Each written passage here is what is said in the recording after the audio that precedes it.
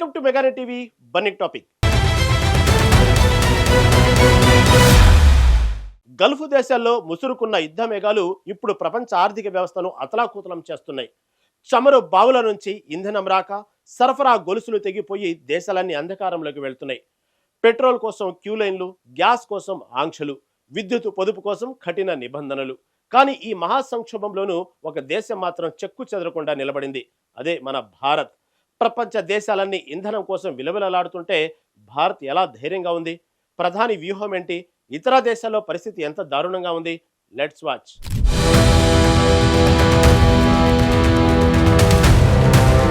Gulf రీజియన్లో మొదలైన యుద్ధం కేవలం ఆ దేశాలకే పరిమితం కాలేదు. అది ప్రతి సామాన్యుడి వంటగదిని, వాహనదారుడి జేబును ప్రభావితం చేస్తోంది. ఇంధన సరఫరా నిలిచిపోవడంతో ప్రపంచవ్యాప్తంగా ఉత్పాదనలు నిలిచిపోయాయి, ఎగుమతులు స్తంభించిపోయాయి. అనేక దేశాలు ఇంధనాన్ని పొదుపు చేసేందుకు కఠినమైన, వింతైన నిర్ణయాలు తీసుకుంటున్నాయి. చమురు కొరతతో ప్రపంచ దేశాలు ఎలా వణికిపోతున్నాయో ఈ ఉదాహరణలు చూస్తే అర్థమవుతోంది. పెట్రోల్ వినియోగాన్ని తగ్గించడానికి వర్క్ ఫ్రం హోం విధానాన్ని తప్పనిసరి చేసింది. ప్రజలు సైకిళ్లపై ప్రయాణించాలని ఆదేశించింది. మయన్మార్ ఇక్కడ ఆడ్ ఈవెన్ విధానం అమలవుతోంది. ఒకరోజు బేసి సంఖ్య గల వాహనాలు, మరో రోజు సరి సంఖ్య గల వాహనాలు మాత్రమే రోడ్లెక్కాలి. కంబోడియాలో ఏకంగా పెట్రోల్ బంకుల్నే మూసివేసి ఇంధన పంపిణీని పూర్తిగా ప్రభావితం తన నియంత్రణలోకి తీసుకుంది. లావోస్ ఇక్కడ ఆఫీసు పనివేళలు, మార్చి షిఫ్ట్ల వ్యవస్థను ప్రవేశపెట్టింది. పీక్ అవర్స్లో ఇంధన వాడకాన్ని తగ్గించటమే దీని లక్ష్యం.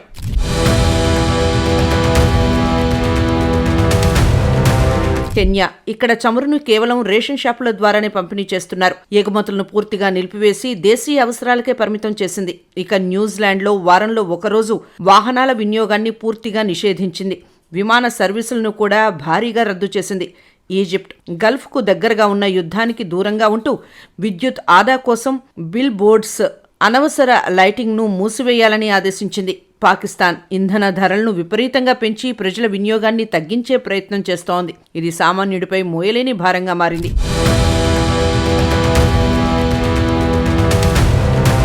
ప్రపంచమంతా ఇలా అల్లకొల్లోలంగా ఉంటే భారత్ మాత్రం ప్రశాంతంగా ఉంది. దీని వెనక పక్కా ప్రణాళిక ఉంది. గత 11 ఏళ్లలో భారత్ తన చమురు దిగుమతి భాగస్వామ్యాల సంఖ్యను 27 నుంచి 41కి పెంచుకుంది. అంటే ఒకే ప్రాంతంపై ఆధారపడకుండా రిస్క్ను తగ్గించుకుంది. ముఖ్యంగా రష్యా నుంచి ఏప్రిల్ నెల కోసం సుమారు 6 కోట్ల బ్యారెళ్ల చమురును ముందస్తుగా సమకూర్చుకోవడం ద్వారా కొరత రాకుండా చూసుకుంది. హార్మోస్ జలసంధి గుండా భారత నౌకలు నిరంతరాయంగా చేరుకుంటున్నాయి. కేంద్ర ప్రభుత్వం తన వ్యూహాత్మక చమురు నిల్వలను పూర్తి స్థాయిలో వినియోగిస్తోంది. గృహ అవసరాల ఎల్పీజీ సరఫరాలో ఎక్కడా ఇబ్బంది లేదు. అయితే కొంత పానిక్ ఉండటం వల్ల డిమాండ్ పెరిగింది. సిఎన్జి పంపిణీలో కొంత ఆలస్యం కనిపిస్తున్నా అది సరఫరా గొలుసులో వచ్చిన చిన్నపాటి సర్దుబాటు మాత్రమే తప్ప చమురు లేక కాదు. ఓవరాల్గా దేశంలో ఎక్కడా అత్యంత సంక్షోభం లేదు.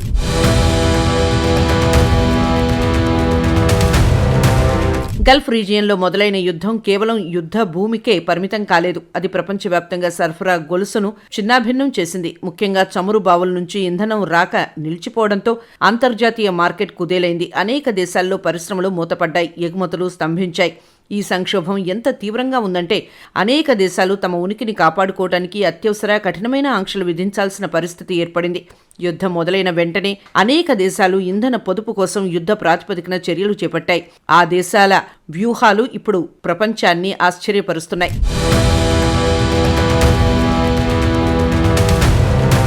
ప్రపంచమంతా ఇలా అల్లకొల్లోలంగా ఉన్న 140 కోట్ల జనాభా కలిగిన భారత్ మాత్రం ప్రశాంతంగా ఉంది. మన దేశంలో చమురు కొరత అనే మాట వినిపించడం లేదు. దీని వెనక భారత ప్రభుత్వం అనుసరించిన దీర్ఘకాలిక దౌత్య నీతి, వ్యూహాత్మక ప్రణాళికలు ఉన్నాయి. గత 11 ఏళ్లలో భారత్ తన చమురు దిగుమతి భాగస్వామ్య దేశాలను 27 నుంచి 41కి పెంచుకుంది. అంటే ఏ ఒక్క ప్రాంతం మీద ఆధారపడకుండా రిస్క్ను విభజించింది. యుద్ధ సమయంలోనూ భారత్ తన అవసరాలను ముందే గుర్తించింది. రష్యా నుంచి ఏప్రిల్ నెల కోసం సుమారు 6 కోట్ల బ్యారెళ్ల చమురును ముందస్తుగా సమకూర్చుకోవడం ద్వారా ఎనర్జీ సెక్యూరిటీని సాధించింది. హార్మూజ్ జలసంధిలో ఉద్రిక్తతలు ఉన్నప్పటికీ భారత నౌకలు నిరంతరాయంగా తీరానికి చేరుకుంటున్నాయి. వ్యూహాత్మక చమురు నిల్వలను ప్రభుత్వం చాకచక్యంగా వినియోగిస్తోంది.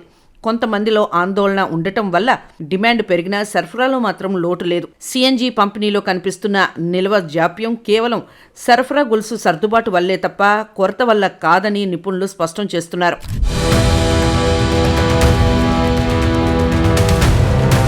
కంబోడియా పెట్రోల్ బంకులను పూర్తిగా మూసివేసి ఇంధన పంపిణీని నియంత్రణలోకి తీసుకుంది.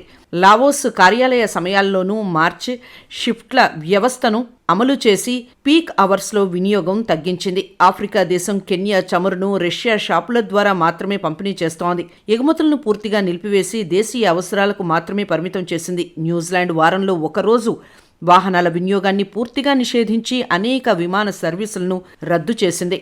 ఈజిప్ట్ గల్ఫ్ దేశాలకు సమీపంలో ఉన్న యుద్ధానికి దూరంగా ఉంటూ విద్యుత్ వినియోగం తగ్గించింది.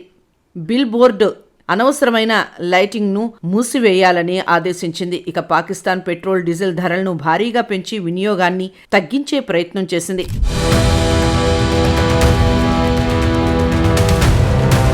హార్మూజ్ జలసంధిలో ఉద్రిక్తతలు ఉన్న భారత నౌకలు నిరంతరాయంగా తీరానికి చేరుకున్నాయి. ప్రభుత్వం తన వ్యూహాత్మక చమురు నిల్వలను చాకచక్యంగా వాడుకుంటోంది. గృహావసర ఎల్పీజీకి ఎక్కడా కొరత రాకుండా చర్యలు చేపట్టింది. అక్కడక్కడ సీఎన్జీ సరఫరాలో జాప్యం జరుగుతున్నా అది కేవలం లాజిస్టిక్స్ సర్దుబాటు మాత్రమే తప్ప నిల్వలు లేక కాదు. భారత్ తన ఇంధన భద్రతను పటిష్టం చేసుకుని ప్రపంచానికి ఆదర్శంగా నిలిచింది.